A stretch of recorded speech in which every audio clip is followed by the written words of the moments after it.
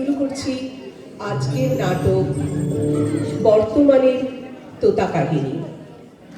রবীন্দ্রনাথ ঠাকুরের ভাবনা থেকে অনুপ্রাণিত প্রযুক্তি নির্ভর শিক্ষার প্রবক্তা হিসাবে আজকে আপনারা দেখবেন ডক্টর দত্তকে, আর মানবিক শিক্ষার পক্ষের কণ্ঠস্বর ইপ্সিতা আমি।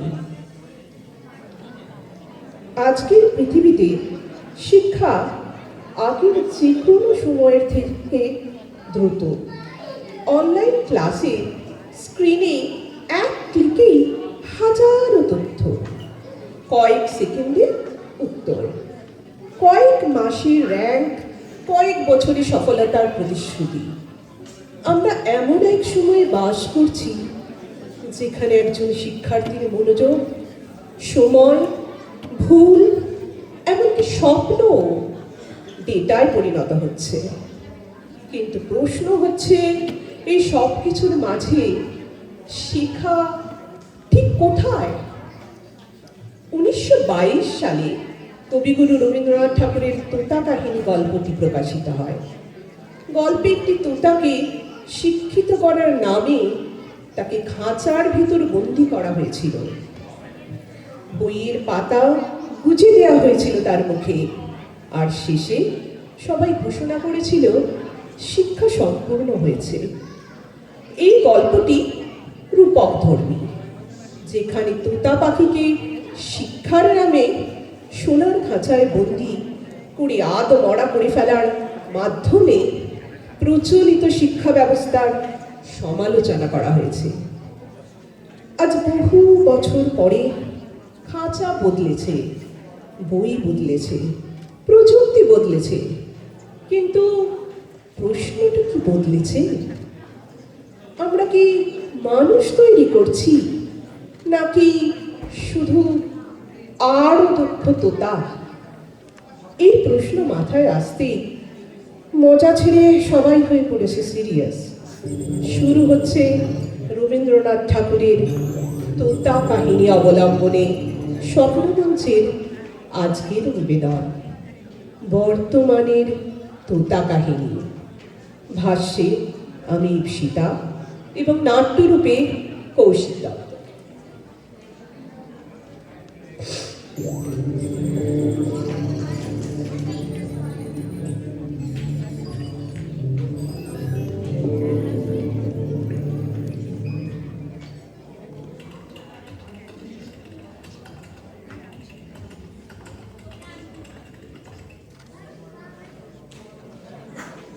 আপনারা যাকে শিক্ষা বলেন, আমরা তাকে নতুনভাবে ডিফাইন করেছি।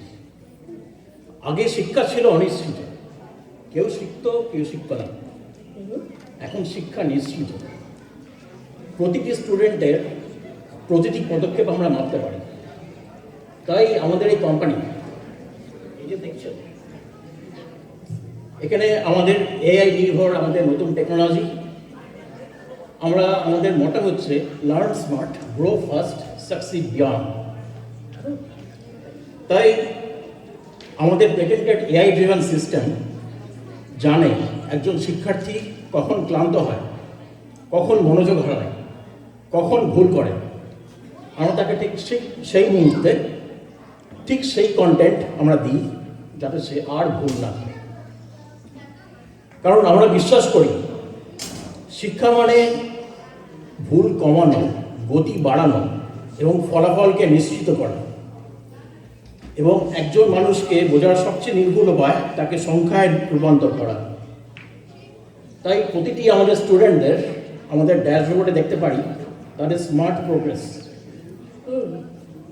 তাদের personalised education program, and everything is AI powered. কারণ সংখ্যা আবেগ বোঝে না, তাই ভুলও করে না। এটাই আমাদের ভবিষ্যৎ, একটি এমন শিক্ষা যেখানে অনিশ্চয়তা নেই, জাস্ট কনফার্মড রেজাল্টস। আপনার কথা শুনে মনে হচ্ছে আপনি মানুষকে বোঝেন না, আপনি তাকে নিয়ন্ত্রণ করেন। আপনি বলছেন সংখ্যা মিথ্যে বলে না, কিন্তু সংখ্যা কি সত্যি বলে? একজন শিশুর কৌতূহল, তার ভয়, তার আনন্দ, এসব কি কোনো ড্যাশবোর্ডে দেখা যায়? আপনি ভুল কমাতে চান, কিন্তু ভুলই তো শেখার শুরু। আপনি গতি বাড়াতে চান, কিন্তু সব শেখা কি দৌড়ের মতো? আপনি ফলাফল নিশ্চিত করতে চান, কিন্তু যদি সেই ফলাফল মানুষটাকে হারিয়ে ফেলে? আপনি যে শিক্ষার কথা বলছেন, সেখানে নিশ্চয়তা আছে, কিন্তু স্বাধীনতা নেই। আর যেখানে স্বাধীনতা নেই, সেখানে শিক্ষা নয়, শুধু প্রশিক্ষণ হয়। আপনি যাকে নিয়ন্ত্রণ বলছেন, আমি তাকে বলি দিশা, গাইডেন্স। একটি শিশু সে নিজে থেকে জানে না কি শিখতে হবে, কতটা শিখতে হবে এবং কখন শিখতে হবে। তাই আমরা তাকে পথ দেখাই, আমরা তার সময় নষ্ট হতে দিই না, তার প্রতিটি মিনিটকে প্রোডাক্টিভ করি। সে যদি প্রশ্ন করে, আমরা তবে তার সঠিক প্রশ্ন নিয়ে আসি। সে যদি ভুল পথে যায়, আমরা তাকে ফিরিয়ে আনি, কারণ আমরা তাকে কখনো একা ছেড়ে দিই না, কারণ একা থাকলে সে পথ হারাবে। এবং আপনি যাকে বলছেন স্বাধীনতা, আমি তাকে বলি বিশৃঙ্খলা। And it is an indiscipline, and indiscipline never leads to success. এবং আমাদের এই এআই ড্রিভেন সিস্টেম প্রমাণ করেছে, যেখানে নিয়ন্ত্রণ আছে সেখানে সাফল্য নিশ্চিত। আপনি পথ দেখানোর কথা বলছেন, কিন্তু পথ যদি একটাই হয়, তাহলে কি সেটাকে পথ বলা যায়? আপনি সময় বাঁচানোর কথা বলছেন, কিন্তু যে সময়টা মানুষ নিজে থেকে কিছু ভাবতে পারত, সেটা কি সত্যি নষ্ট সময়? আপনি প্রশ্নকে নিয়ন্ত্রণ করছেন, মানে আপনি ভাবনাকে সীমাবদ্ধ করছেন। আপনি ভুলকে ঠিক করে দিচ্ছেন, মানে আপনি অভিজ্ঞতাকে মুছে দিচ্ছেন। আপনি তাকে একা থাকতে দিচ্ছেন না, কারণ আপনি ভয় পাচ্ছেন সে নিজের মতো করে ভাবতে শিখবে। আপনি বিশৃঙ্খলাকে ভয় পান, কারণ সেখানে আপনার সিস্টেম কাজ করে না। কিন্তু মানুষ তো বিশৃঙ্খলা থেকেই সৃষ্টি হয়, সেখানেই তার কল্পনা আর নতুন চিন্তা জন্ম নেয়। আপনি যে সাফল্যের কথা বলছেন, সেটা হয়তো র্যাঙ্ক, স্কোর, শতাংশ দিয়ে মাপা যায়, কিন্তু মানুষ কি শুধু এতটুকুই? আপনি বোধহয় এখনো কনভিন্স হননি। দাঁড়ান, আমাদের স্টুডেন্টদের তার প্রোফাইল দেখাচ্ছি আপনাকে। One of our best students, তার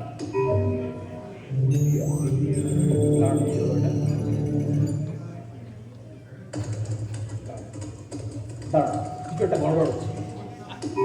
কি হলো? আমাদের সিস্টেমে একটা সমস্যা দেখা দিয়েছে। জানেন, আমাদের একজন টপ পারফর্মার হঠাৎ করে অদৃশ্য হয়ে গেছে। তাকে সিস্টেম দেখতে পাচ্ছি না। সে দেখছি লাস্ট গত 1 মাস সে লগ ইন করছে না, কোনো ডেটা দিচ্ছে না, কোনো ট্র্যাক রেকর্ড নেই। না, এটা আমাদের মডেলে ফিট করছে না। দাঁড়ান, আরেকটু দেখি।